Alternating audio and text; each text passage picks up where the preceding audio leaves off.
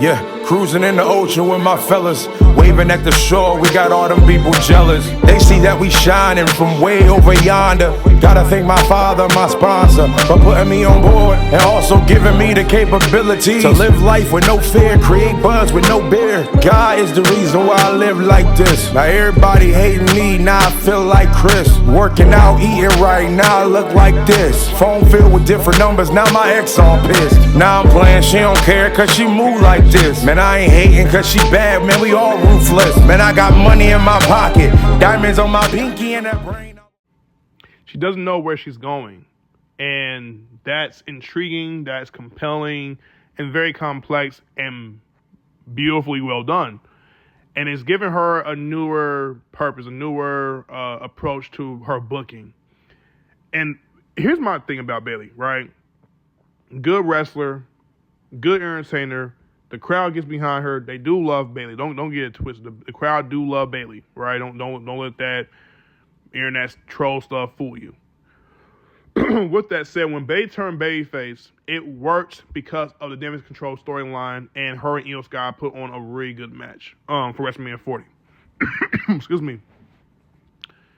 However, as the year progressed throughout 2024, it felt like the WWE didn't have a direction for Bayley. Her booking at times fell a little off, even though she was champion and she did a solid job and had a solid run as champion. There wasn't really more meat on the bone for Bayley. Pause. And not even pausing for whatever different reason y'all thinking of. But there wasn't much to gather or for certain things to be fed for her her character arc. Her character arc was missing. After the whole I'm turning babyface thing happened, it's like the WWE just capped Bayley for just being Bayley, which is cool to a degree when you can be her, not a character, but just being her.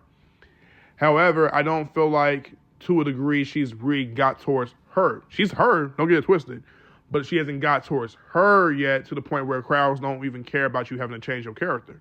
Now, certain people are just like this. People want to see instant gratification. People want to see a character shift, reinvention, and at times it felt like the WWE were having her wheels spin. Her wheels were spinning.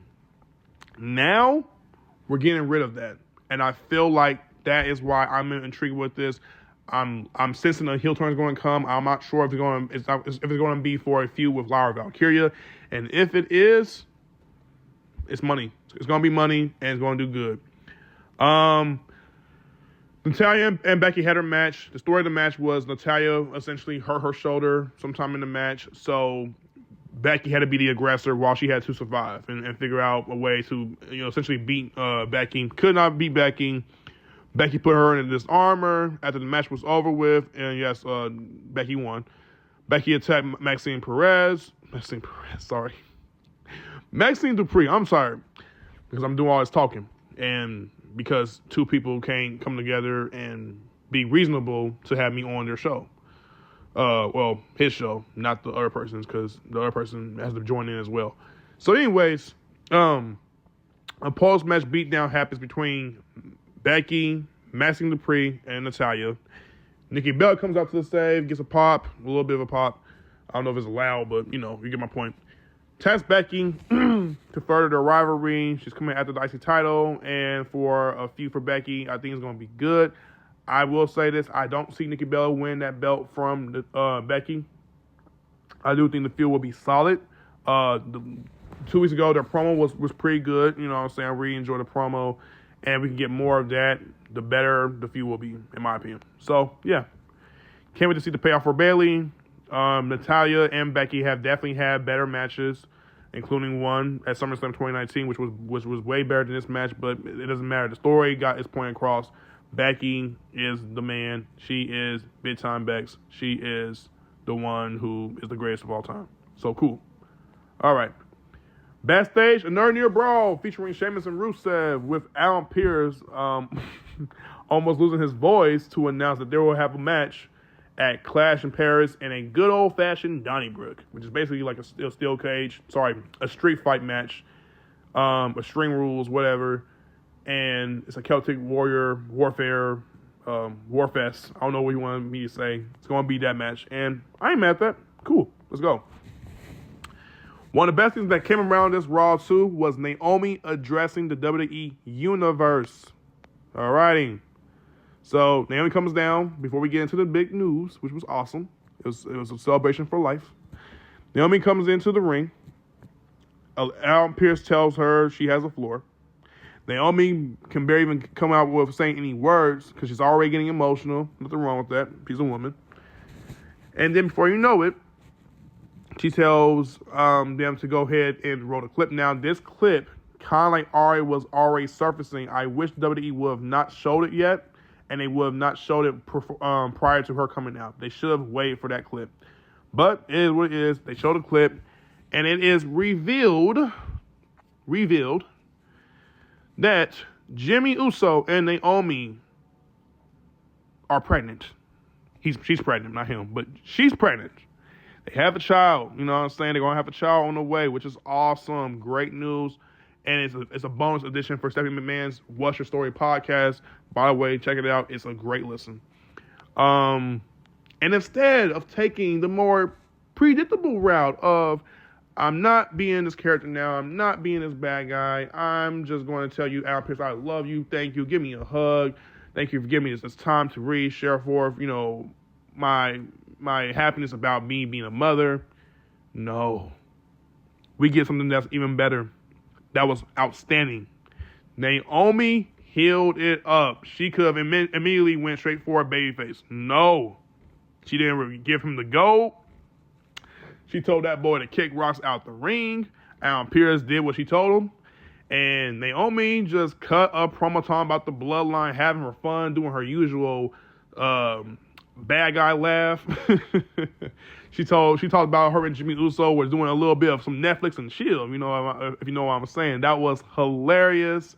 Naomi, to me, cut one of her best promos. I don't care if anybody agrees with me, and I don't care what anybody thinks about what I just said just now. It's my opinion. I'm gonna just say it. It was one of her best promos in WWE history for her career. Great promo. She healed it up. She let them know at the end of the day, you know, she's that. You know what I'm saying? She's that. Proceed with caution, okay? Proceed with caution. And there was a chance of Baby Uso. I thought that was funny. There was a chance of OTC. I have no idea why they were chanting Roman Reigns' name. So I guess they want to acknowledge Jimmy Uso as OTC now, which is, okay, cool. Mind-blowing. Whatever.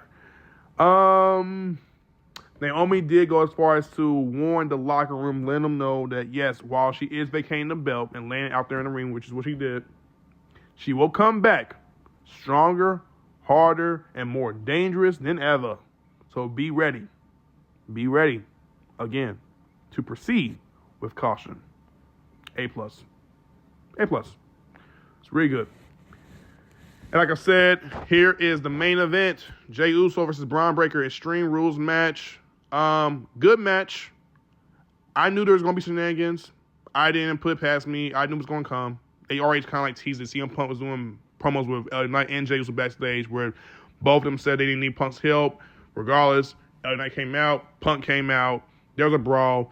There's even a spot where Punk accidentally hit LA Knight through the table. Sorry, he hit LA Knight, and then LA Knight went flying through the table. And before Punk could actually show forth remorse towards LA Knight, he was like, whatever. He shrugged his shoulders off. I loved it because that's such a Punk thing to do.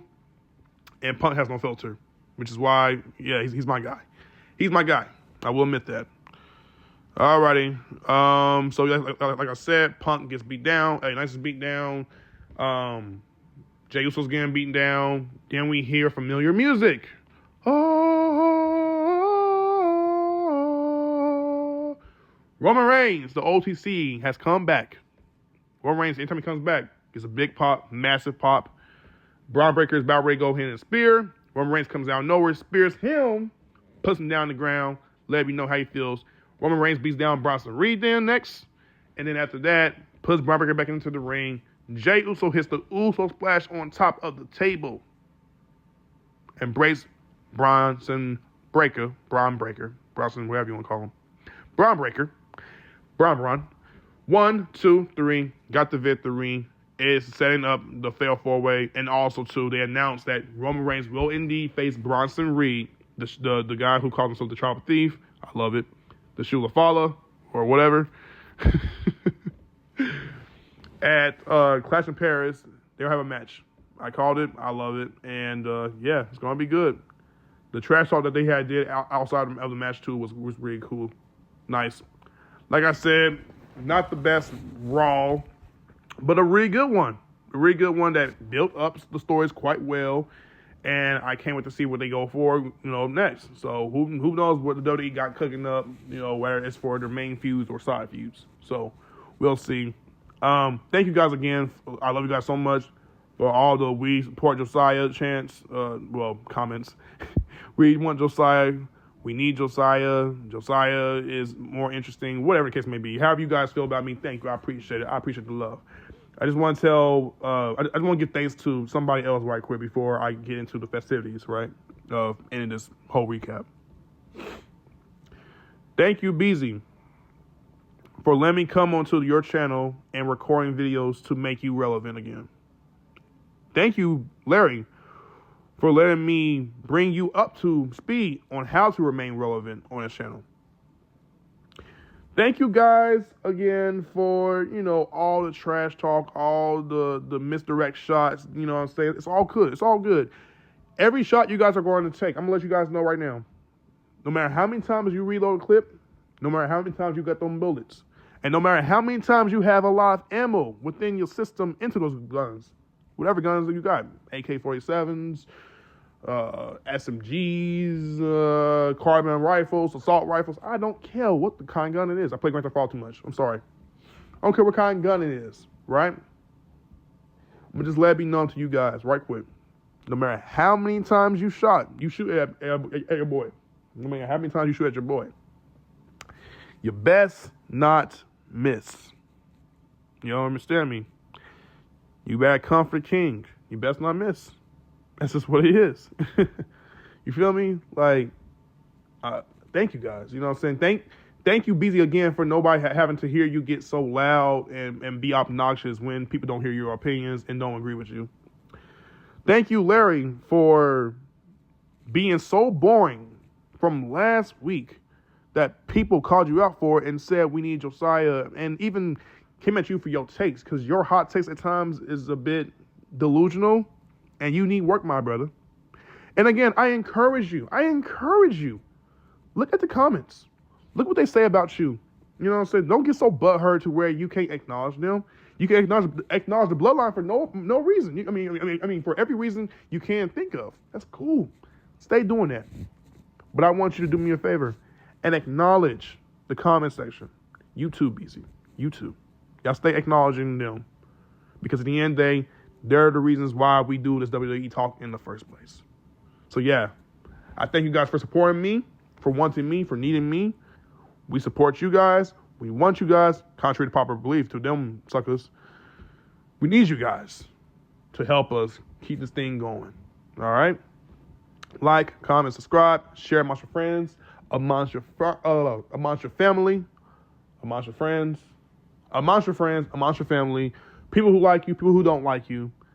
I'm about ready to be out of here. I'm about to get out your hair. You guys have a blessed day. You know what I'm saying? Y'all do your thing. Y'all do good. In character, I love you. Out of character, I love you.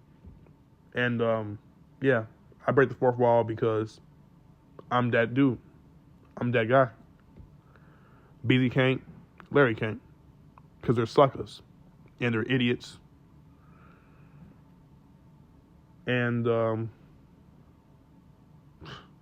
I don't know. We'll see what happens when we get back on doing this stuff and recapping the other shows or whatever else we got to talk about. Until then, love you guys. BZ, Larry, y'all keep remaining bad guys because nobody likes you guys.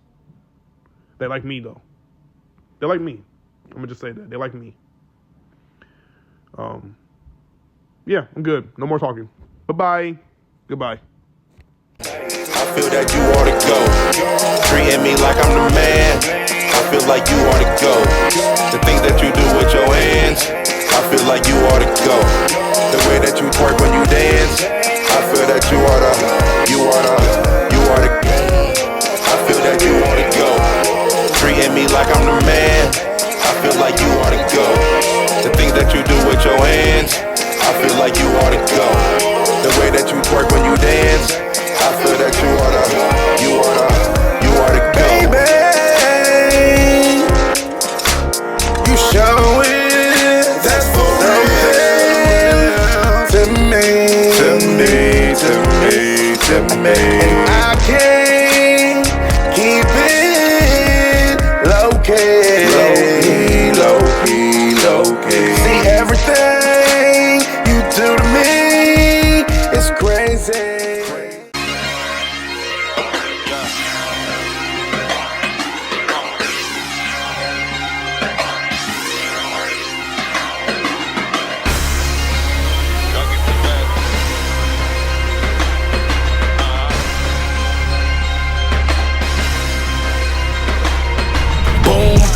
Two to the dome, you know I came to kill.